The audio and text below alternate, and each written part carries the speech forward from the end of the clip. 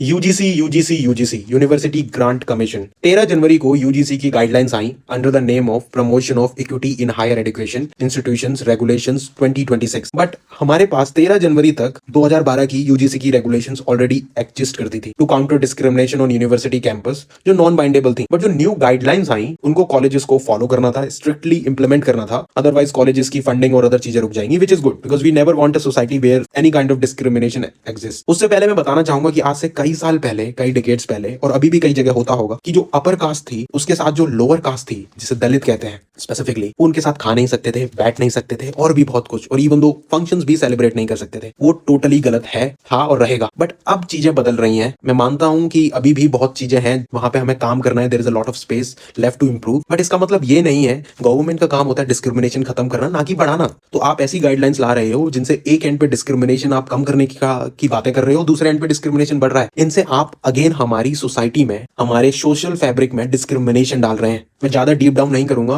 Rules के अंदर, आप लोगों ने देख लिए होंगे बहुत सारे रूल्स, बट मैं इसे प्रूव करना चाहूंगा और कुछ पॉइंट्स प्रूव करूंगा जो मे बी आपने नहीं सुने हो और मे बी आपका पॉइंट ऑफ व्यू बनाने में हेल्प करेंगे। और मैं I am glad that the supreme court has intervened on 29th of January and put the stay on it on the regulations. But I want to ask you कि was this a bureaucratic mess और एक bad politics थी, और how can a government let this happen? उससे पहले एक और बात बताना चाहूंगा। Remember our founding father, including specifically not including Dr. Bhimrao Ramji Ambedkar, he dreamt of a casteless society. उन्होंने सपना देखा था कि एक सोसाइटी होगी जहां पे कास्ट नहीं होगी, और डॉक्टर भीमराव अंबेडकर रिजर्वेशन भी इसीलिए लेके आए थे जिससे कि ये कास्ट का सिस्टम खत्म हो जाए। बट लेटर ऑन हमारे पॉलिटिशियंस ने रियलाइज किया कि कास्ट इज समथिंग जिससे वो बेनिफिट ले सकते हैं, and hence caste become a tool for political profit. और उसकी वजह से कास्ट हमको वापस लाया गया हमारे नेशनल फैब्रिक में, सोशल फैब्रिक में और पॉलिटिकल फैब्रिक में, जिसको कई साल पहले खत्म हो जाना चाहिए। और आप ये सब चेंजेस लाके आप एक हमारी कंट्री में ब्रॉडर पिक्चर में एक नई फॉल्ट लाइन क्रिएट कर रहे हैं हमारी सोसाइटी के फैब्रिक में, जो फॉल्ट लाइन कोई दूसरी कंट्री हमारी कंट्री की ग्रोथ को, पावर को डीरेल करने के लिए यूज कर सकती है।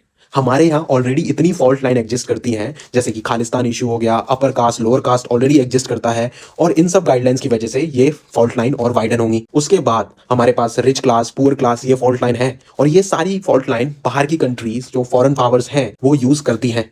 तो मैं रिक्वेस्ट करूंगा, I am requesting every person of our nation, do not look at each other on the basis of caste. आप किसी भी हालत में पॉलिटिशियंस को जीतने मत दो। We can become a casteless society अगर हम चाहेंगे तो। So it's a request. अगर आपको लगा मैं कहीं गलत हूं, please give me share your comment. Thank you so much. Stay tuned. God bless you all.